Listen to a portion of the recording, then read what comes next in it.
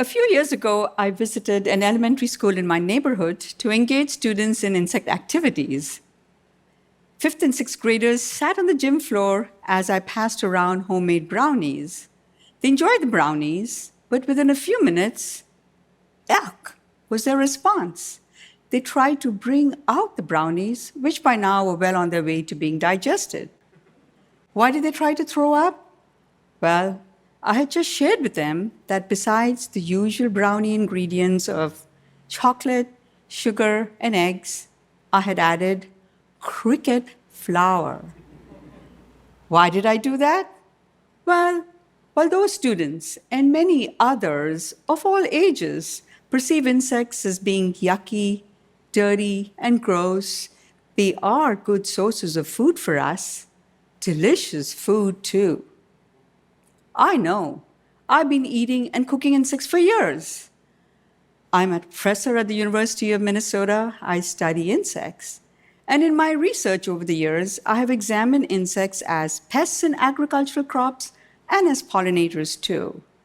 And in the process, I have closely encountered what I term the pesticide dilemma. Simply put, consumers don't like insects in their food, so farmers get rid of them, often with insecticides because they are effective and economical, and thereby food prices can be kept low for you and for me.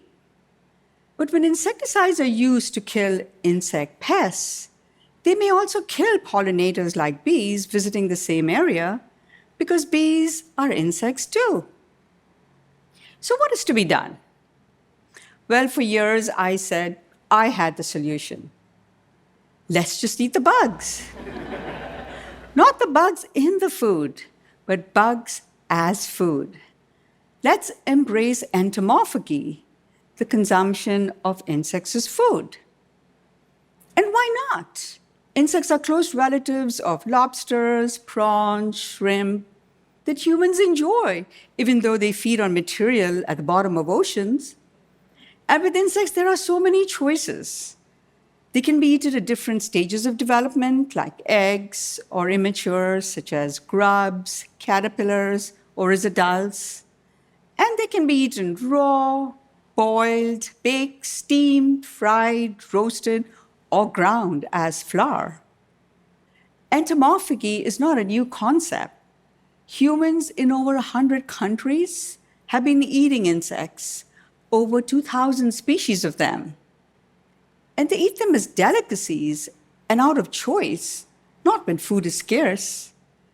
Because citizens in those countries are aware that unlike Western societies that perceive insects as being yucky, dirty, and gross, they are good sources of food for us, delicious food too.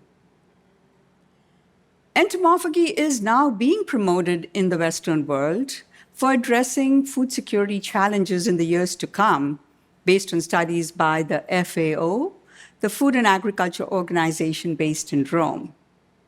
So let's think about those challenges for a few minutes. It is estimated that in the year 2050, there will be over 9 billion people on planet Earth. To feed so many, food production will have to increase considerably. But there will be less land available since the same land will also be needed for the increase in human homes. And water shortages from climate change will also affect food production. Oceans will be overfished. So to address food security, we're going to need new ways of growing food or new sources of food.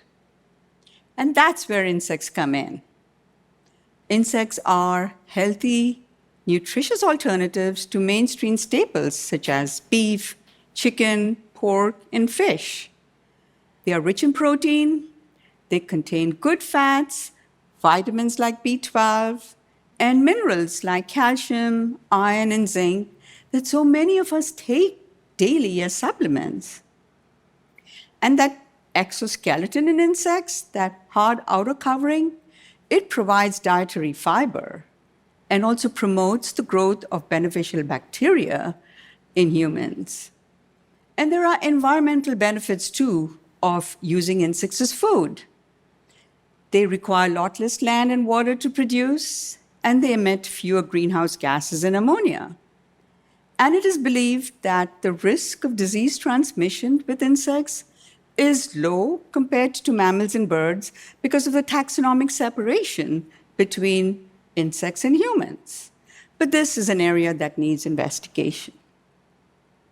So after reading the FAO studies and other studies following it, I changed my perception about eating insects.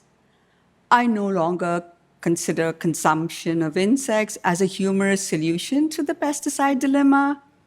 I think of them as an eco-friendly, protein-rich food for humans. And I'm pleased that the products are increasing in availability because the food industry responded to the FAO promotion of this multi-beneficial win-win-win food source with a range in products for consumers to buy.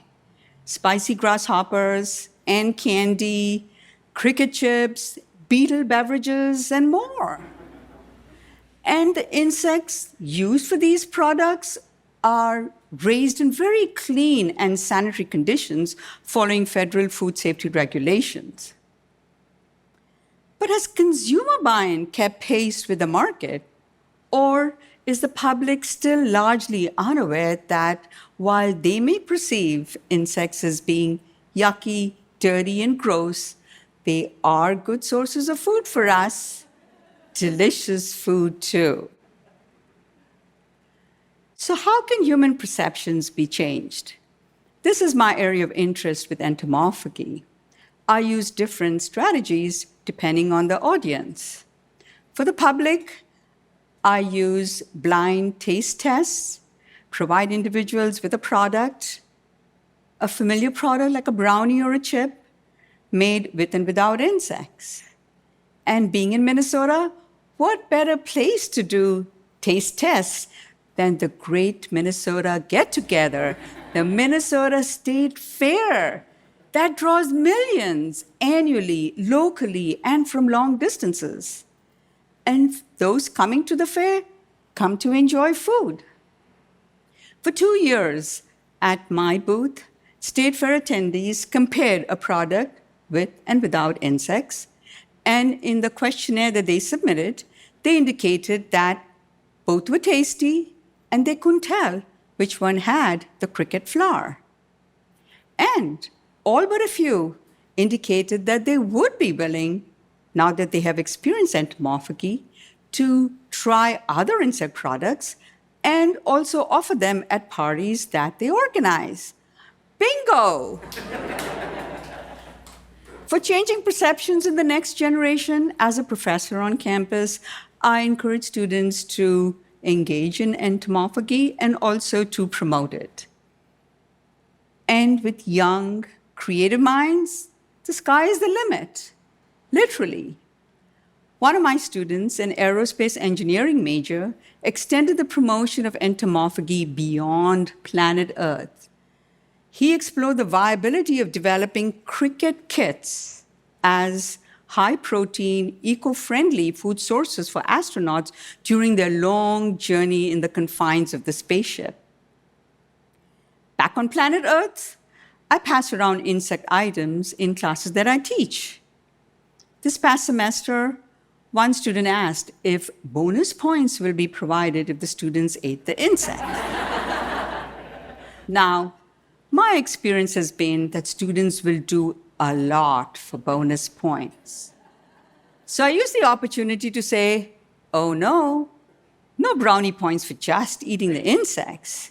But if they would spread the word with 10 others and then submit their entomophagy promotion experiences as an assignment, then yes, bonus points could be earned.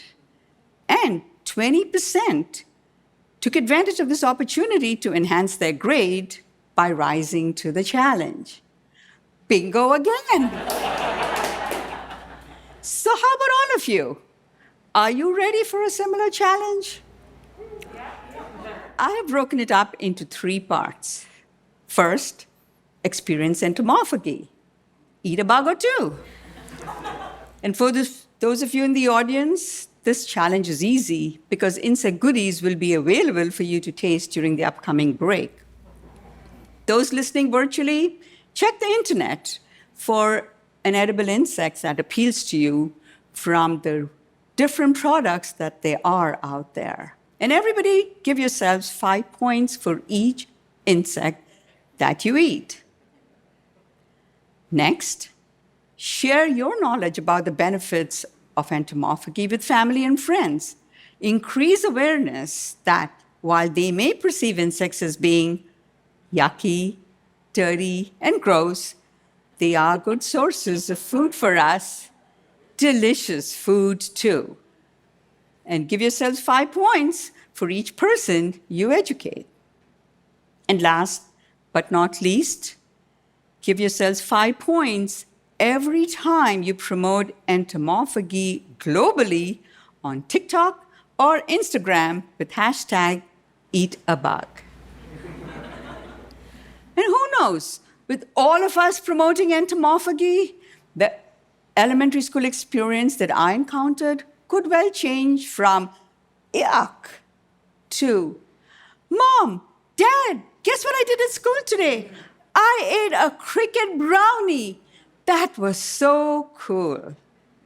Thank you.